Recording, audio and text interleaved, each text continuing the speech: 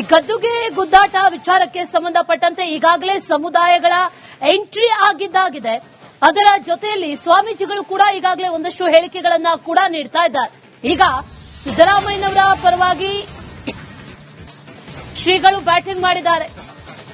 ಕುರುಬ ಸಮಾಜದ ಶ್ರೀಗಳು ಮಾತಾಡಿದ್ದಾರೆ. ಸಿಎಂ ಪರ ರೇವಣಸಿದ್ದೇಶ್ವರ ಮಠದ ಬಸವರಾಜ ಸ್ವಾಮೀಜಿ ಧ್ವನಿ ಎತ್ತಿದ್ದಾರೆ. ಜಾತಿಗಣತಿ ಸಮೀಕ್ಷೆ ಅನುಷ್ಠಾನ ದಾರಿ ತಪ್ಪಿಸೋದಕ್ಕೆ ಇದು ಷಡ್ಯಂತ್ರ ಅಂತ ಹೇಳಿದ್ದಾರೆ. ಪರೋಕ್ಷವಾಗಿ ಡಿಸಿಎಂ ಡಿಕೆ ಶಿವಕುಮಾರ್ ವಿರುದ್ಧ ಗಂಭೀರವಾದಂತಹ ಆರೋಪವನ್ನ ಮಾಡಿರೋದು ಬಸವರಾಜ ಸ್ವಾಮೀಜಿಯವರು. ಜಾತಿಗಣತಿ ಅನುಷ್ಠಾನವನ್ನ ತಪ್ಪಿಸೋದಕ್ಕೆ ಸಿಎಂ ಕುರ್ಚಿ ಕದನ ಅಂದಿದ್ದಾರೆ. ರಾಜ್ಯ ಕಾಂಗ್ರೆಸ್ ಸರ್ಕಾರದಲ್ಲಿ ಒಂದ್ ಕಡೆ ಕುರ್ಚಿ ಜಟಾಪಟಿ, ಕುರ್ಚಿ ಕದನ ದಿನೇ ದಿನೇ ಹೆಚ್ಚಾಗ್ತಾನೆ ಇದೆ. ಇನ್ನ ಈ ರಾಜಕೀಯ ಬೆಳವಣಿಗೆಗಳ ವಿಚಾರದಲ್ಲಿ ಮಠಾಧೀಶರು ಏನು ಮಧ್ಯ ಪ್ರವೇಶ ಮಾಡ್ತಾ ಇರುವಂತದ್ದು ಸಾಕಷ್ಟು ಚರ್ಚೆ ಆಗ್ತಾ ಇದೆ. ಜೊತೆಗೆ ಸಾಕಷ್ಟು ಸಂಚಲನ ಕೂಡ ಮೂಡ್ತಾ ಇದೆ. ಇನ್ನ ಈ ಬಗ್ಗೆ ಮಾತನಾಡಲಿಕ್ಕೆ ರೇವಣಸಿದ್ದೇಶ್ವರ ಮಠದ ಬಸವರಾಜ ದೇವರು ನಮ್ಮ ಜೊತೆಗಿದ್ದಾರೆ. ಅವ್ರನ್ನ ಮಾತಾಡ್ತೀನಿ. ಸ್ವಾಮೀಜಿಗಳೀಗ ಒಂದ್ ಕಡೆ ರಾಜಕೀಯ ಬೆಳವಣಿಗೆಗಳು ಪ್ರತಿನಿತ್ಯ ಯಾವ ರೀತಿ ಬೆಳವಣಿಗೆ ನಡೀತಾ ಇದೆ ತಾವು ಕೂಡ ಗಮನಿಸಿದ್ರಿ. ಈ ಒಂದು ವಿಚಾರದಲ್ಲಿ ಮಠಾಧೀಶರು ಹಸ್ತಕ್ಷೇಪ ಮಾಡ್ತಾ ಇರೋದು, ಮಠಾಧೀಶರು ಮಧ್ಯಪ್ರವೇಶ ಮಾಡ್ತಾ ಇರೋದು ಸಾಕಷ್ಟು ಚರ್ಚೆ ಆಗ್ತಾ ಇದೆ. ತಾವೇನು ಹೇಳ್ತೀರಿ? ಕರ್ನಾಟಕದಲ್ಲಿ ಸ್ವಲ್ಪ ಬದಲಾವಣೆ ಗಾಳಿ ಬೀಸಿದೆ ಮತ್ತು ಒಂದಷ್ಟು ವಿಷಯಗಳ ಮೇಲೆ ಕೇಂದ್ರೀಕೃತವಾಗಿ ಚರ್ಚೆಗಳು ನಡೆದವ. ಆ ವಿಚಾರದಲ್ಲಿ ಕೆಲವು ಮಠಾಧೀಶರು ಒಂದಷ್ಟು ವೈಯಕ್ತಿಕ ಹಿತಾಸಕ್ತಿ ಅಂತಲ್ಲ, ರಾಜ್ಯದ ಕೆಲವು ಮುಖಂಡರುಗಳು ಅಥವಾ ಸಮುದಾಯದ ಮುಖಂಡರುಗಳಿಗೆ ಸ್ಥಾನಮಾನ ಸಿಗಬೇಕಂತೇಳಿ ಒಂದಷ್ಟು ಆಗ್ರಹ ಮಾಡಿದ್ರು. ಈ ತರ ಇರಬೇಕು ಅಥವಾ ಅವರು ನಮ್ಮ ಅಂದ್ರೆ ರಾಜ್ಯಕ್ಕೆ ಇರಬೇಕು ಅನ್ನೋದೊಂದು ಭಾವನೆಗಳಿರ್ತಾವ. ಅಂದ್ರೆ ಅನೇಕ ಕಾರ್ಯಕ್ರಮಗಳು ಕೊಡಬೇಕು ಅಥವಾ ಕೊಟ್ಟಿದ್ದಾರೆ.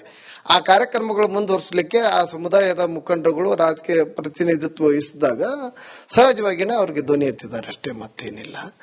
ನಾವು ಕೂಡ ಸಿದ್ದರಾಮಯ್ಯನವರು ಇರಬೇಕು, ಇನ್ನೂ 2.5 ವರ್ಷ ಅನೇಕ ಕಾರ್ಯಕ್ರಮಗಳು ಕೊಡಬೇಕು, ಕರ್ನಾಟಕ ರಾಜ್ಯದ ಪ್ರಗತಿ ಆಗಬೇಕು ಮತ್ತು ಎಲ್ಲ ಕ್ಷೇತ್ರಗಳಲ್ಲಿ ಸ್ವಲ್ಪ ಒಂದಷ್ಟು ಕೆಲಸ ಆಗಬೇಕು ಮತ್ತು ರಾಜ್ಯ ದೇಶಕ್ಕೆ ಮಾದರಿ ಆಗಬೇಕು ಅನ್ನೋದೊಂದು ಕನಸು ಇಟ್ಕೊಂಡಿವಿ ಹೊರತು ಆ ತರದ ವೈಯಕ್ತಿಕ ಹಿತಾಸಕ್ತಿ ಆ ಮಠಾಧೀಶರಿಗೆ ಇರಲ್ಲ ಅಂತ ನಾನು ತಿಳ್ಕೊಂಡಿದ್ದೇನೆ. ಈಗ ಒಂದ್ ಕಡೆ ಸ್ವಾಮೀಜಿ ಸಾಕಷ್ಟು ಬೆಳವಣಿಗೆಗಳು ದಿನೇ ದಿನೇ ಪ್ರತಿ ದಿನ ನಡೀತಾ ಇದಾವೆ. ಇನ್ನ ಕುರ್ಚಿ ಬದಲಾವಣೆ ವಿಚಾರ, ನಾಯಕತ್ವ ಬದಲಾವಣೆ ವಿಚಾರ ಇನ್ನೂ ಬೂದಿ ಮುಚ್ಚಿದಂತ ಕೆಂಡದಂತ ಒಂದು ಪರಿಸ್ಥಿತಿಯಲ್ಲಿದೆ. ಈ ವಿಚಾರವಾಗಿ ತಾವು ಹೇಳೋದಾದ್ರೆ, ನಾವು ಆಯ್ಕೆ ಮಾಡಿರೋದು ಆಡಳಿತ ಸುಗಮವಾಗಿರ್ಬೇಕು ಮತ್ತು ಆಡಳಿತ ಬಹಳಷ್ಟು ಪ್ರಗತಿದಾಯಕವಾಗಿರ್ಬೇಕು ಅನ್ನೋದೊಂದು ನಮ್ಮೆಲ್ಲರದ ಅಪೇಕ್ಷೆ. ಆ ದೃಷ್ಟಿಯಿಂದ ನಾವು ಸರ್ಕಾರವನ್ನ ಒಂದು ದೃಢವಾಗಿ ನಿಲ್ಲುವಂತ ಸರ್ಕಾರ ಮತ್ತು ಅದು ಪೂರ್ಣವಾಗಿ ಅಂದ್ರೆ ಅವಧಿ ಮುಗಿಸ್ಬೇಕು ಅನ್ನೋದು ಭಾವನೆಗಳಿದ್ದೇ ಇರ್ತಾವ. ಅದಕ್ಕೆ ಆ ತರ ಆಗ್ಬಾರ್ದು ಅಂತೇಳಿ ಅಥವಾ ಆ ತರ ಆಲೋಚನೆ ಮಾಡಿದ್ರ ಜನರಿಗೆ ಮೋಸ ಮಾಡಿದಂಗ ಆಗ್ಬಾರ್ದು ಅಂತ. ಅಂದ್ರ ನಾವು ಯಾವ ಭಾಷೆ ಕೊಟ್ಟ ಮೇಲೆ ನಾವೆಲ್ಲರೂ ಒಮ್ಮತದಿಂದ ಅವರನ್ನು ಒಪ್ಕೊಂಡ್ವಿ ಅಥವಾ ಆಯ್ಕೆ ಮಾಡಿದ್ವಿ, ಆ ತರ ಆ ವಿಚಾರಗಳಿಗೆ ವಿರುದ್ಧವಾಗಬಾರ್ದು ಅಂತ ನಮ್ಮದು ಅಷ್ಟ ಭಾವನೆಗಳು. ಮತ್ತು ಈ ತರ ಗೊಂದಲಗಳಾಗಲಿ ಅಥವಾ ಯಾವುದೋ ಒಂದು ವಿಷಯ ಚರ್ಚೆ ಆಗಲಿ ಅದನ್ನ ಆದಷ್ಟು ಶೀಘ್ರಾತಿ ಶೀಘ್ರ ಬಗೆಹರಿಸಿಕೊಂಡು ರಾಜ್ಯದ ಅನೇಕ ಸಮಸ್ಯೆಗಳಿದಾವೆ, ಆ ಸಮಸ್ಯೆಗಳನ್ನ ಬಗೆಹರಿಸುವ ನಿಟ್ಟಿನಲ್ಲಿ ಆಲೋಚನೆ ಮಾಡಬೇಕು ಅನ್ನೋದು ನಮ್ಮ ಅಂದ್ರ ಇಂಗಿತ. ಕ್ಯಾಮರಾ ಪರ್ಸನ್ ವಿನಾಯಕ್ ಪೂಜಾರ್ ಜೊತೆ ಪ್ರಕಾಶ್ ಹಿರೇಮಠ, ರಿಪಬ್ಲಿಕ್ ಕನ್ನಡ, ಹುಬ್ಬಳ್ಳಿ. ಸಿಎಂ ಸಿದ್ದರಾಮಯ್ಯನವರಿಗೆ ಇವಾಗ ಹಾಲು ಮತದ ಪವರ್ ಸಿಕ್ಕಿದೆ. ಹಾಲು ಮತ ಸಮುದಾಯದವರು ಈಗ ಸಿದ್ದರಾಮಯ್ಯನ ಪರವಾಗಿ ಬ್ಯಾಟಿಂಗ್ ಕೂಡ ಆರಂಭಿಸಿದ್ದಾರೆ. ಸಿದ್ದರಾಮಯ್ಯನವರೇ ಸಿಎಂ ಆಗಿ ಮುಂದುವರಿಬೇಕು, ಯಾವುದೇ ಕಾರಣಕ್ಕೂ ಕೂಡ ಬದಲಾವಣೆ ಆಗಬಾರದು ಅಂತಿದ್ದಾರೆ. ಹಾಲುಮತ ಸಮುದಾಯದವರು ಈಗ ಸಿಎಂ ಪರವಾಗಿ ಬ್ಯಾಟಿಂಗ್ ಆರಂಭಿಸಿದ್ದಾರೆ. ವಿಜಯನಗರ ಹಾಲುಮತ ಮುಖಂಡರು ಮಾತಾಡಿದ್ದಾರೆ. ಸಿದ್ದರಾಮಯ್ಯನವರನ್ನ ನೋಡಿಯೇ ನಾವು ಮತ ಹಾಕಿದ್ದೇವೆ, ಸಿಎಂ ಬದಲಾವಣೆ ಆದರೆ ಸುಮ್ಮನಿರಲ್ಲ ಅಂತ ಎಚ್ಚರಿಕೆಯ ಸಂದೇಶವನ್ನ ಕೂಡ ಕೊಟ್ಟಿದ್ದಾರೆ. ಈಗ ಯಾವುದೇ ಕಾರಣದಲ್ಲೂ ಕೂಡ ಬದಲಾಗಬಾರದು, ಸಿಎಂ ಆಗಿ ಸಿದ್ದರಾಮಯ್ಯನವರೇ ಮುಂದುವರಿಬೇಕು, ಬದಲಾವಣೆ ಆದರೆ ನಾವು ಸುಮ್ಮನಿರಲ್ಲ ಅಂತ ಎಚ್ಚರಿಕೆಯನ್ನ ಕೊಟ್ಟಿದ್ದಾರೆ. ರಾಜ್ಯದಲ್ಲಿ ಮುಖ್ಯಮಂತ್ರಿ ಬದಲಾವಣೆ ವಿಚಾರವಾಗಿ ಇವತ್ತು ಕುರ್ಚಿ ಕಾಳಗ ಒಂದ್ ಕಡೆ ನಡೆದಿದೆ, ಮತ್ತೊಂದ್ ಕಡೆ ಬ್ರೇಕ್ಫಾಸ್ಟ್ ಮೀಟಿಂಗ್ ಅಂತಕ್ಕಂತ ಹೆಸರಲ್ಲಿ ಸದ್ಯ ತೆರೆ ಎಳೆದಿದ್ದೇವೆ ಅಂತಕ್ಕಂತಹ ಮಾತುಗಳು ಕೇಳಿ ಬರ್ತಾ ಇದ್ರು ಕೂಡ ಹಿಂದೆ ಮಠಾಧೀಶರು ಸೇರಿದಂತೆ ಬೇರೆ ಬೇರೆ ಬೆಂಬಲಿಗರು ಕೂಡ ಒಂದು ನಮ್ಮವರೇ ಬೇಕು ಅಂತಕ್ಕಂತ ಅಭಿಪ್ರಾಯಗಳನ್ನ ವ್ಯಕ್ತಪಡಿಸಿದ್ದಾರೆ. ಆದ್ರೆ ಈಗ ವಿಜಯನಗರ ಜಿಲ್ಲೆಯ ಹಾಲುಮತ ಸಮಾಜದ ಬಂಧುಗಳು ಇವತ್ತು ಸಿದ್ದರಾಮಯ್ಯನವರ ಪರವಾಗಿ ಬ್ಯಾಟಿಂಗ್ ಅನ್ನ ಮಾಡ್ತಾ ಇರ್ತಕ್ಕಂಥದ್ದು, ಅವ್ರನ್ನೇ ಕಂಟಿನ್ಯೂ ಮಾಡಬೇಕು ಅಂತಕ್ಕಂಥದ್ದು. ಕಳೆದ 2023 ಚುನಾವಣೆಯಲ್ಲಿ ಇವತ್ತು ಕಾಂಗ್ರೆಸ್ ಪಕ್ಷ ಏನಾದ್ರೂ ಅಧಿಕಾರಕ್ಕೆ ಬಂದಿದೆ ಅಂತ ಹೇಳಿ ಹೇಳಿದ್ರೆ ಅದು ಸಿದ್ದರಾಮಯ್ಯನವರ ವರ್ಚಸ್ಸು ಮತ್ತು ಸಿದ್ದರಾಮಯ್ಯನವರ ಮುಖ ನೋಡಿ ಸಾಕಷ್ಟು ಜನ ವೋಟ್ ಹಾಕಿದ್ದಾರೆ.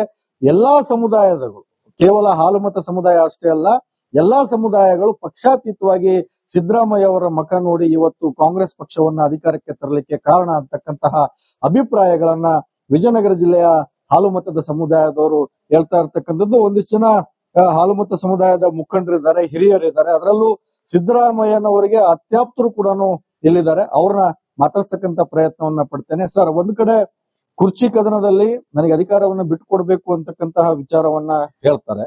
ತಮ್ಮದೇ ಸಮುದಾಯದ ವಿಶ್ವನಾಥ್ ಅವರು ಇವತ್ತು ಮಠದ ಬಗ್ಗೆ ಮಾತಾಡ್ತಾರೆ. ಏನ್ ಹೇಳಿಕ್ ಬಯಸ್ತೀರಿ ಸರ್? ಸರ್, ಇವತ್ತು ವಿಶ್ವನಾಥ್ ಅವರು ನಮ್ಮ ಸಮಾಜದ ಹಿರಿಯರು.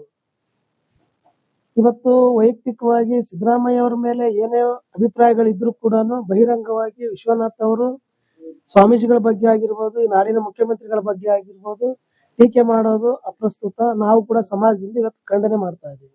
ಯಾಕಂದ್ರೆ ಇವತ್ತು ವಿಶ್ವನಾಥ್ ಅವರು ಯಾವುದೇ ಒಂದು ಪಕ್ಷದಲ್ಲೂ ಕೂಡ ಅವರು ನಿಯತ್ತಾಗಿಲ್ಲ. ಕಾಂಗ್ರೆಸ್ ನಲ್ಲಿದ್ರು, ಬಿಜೆಪಿಗೆ ಹೋದ್ರು, JDS ರಾಜ್ಯಾಧ್ಯಕ್ಷರಾದ್ರು, ಎಲ್ಲಾ ಪಕ್ಷದಲ್ಲೂ ಕೂಡ ಅವರು ಕೂಡ ತಿರುಗಾಡಿ ಬಂದಿದ್ದಾರೆ.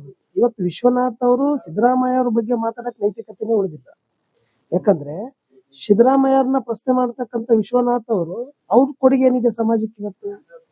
ಇವತ್ತು ಮಠ ನಾವು ಕಟ್ಟಿವಿ ಅನ್ನುವಂತ ವಿಶ್ವನಾಥ್ ಅವ್ರ ಮಾತು ಅಪ್ರಸ್ತುತ. ಯಾಕಂದ್ರೆ ಕಾಗಿನೆಲೆ ಮಹಾಸಂಸ್ಥಾನ ಹುಟ್ಟಾಕ್ಬೇಕಾದ್ರೆ ಇವತ್ತು ಈ ರಾಜ್ಯವನ್ನ ಎಲ್ಲಾ ಜಿಲ್ಲೆಗಳನ್ನ ಒಳಗೊಂಡು ಪ್ರವಾಸ ಮಾಡಿರ್ತಕ್ಕಂಥವ್ರು ಸಿದ್ದರಾಮಯ್ಯನವರು.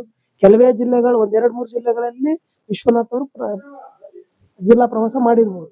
ಆದ್ರೆ ಇವತ್ತು ಎಲ್ಲಾ ಸಮಾಜ ನಾನೇ ಅನ್ನೋದು ಅಪ್ರಸ್ತುತ.